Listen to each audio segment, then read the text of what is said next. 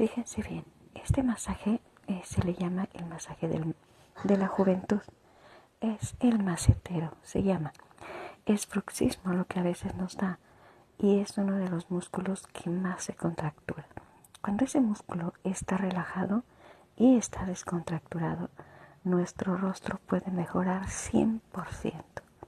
De verdad, este masaje hay que hacerlo, independientemente de que vayan al dentista.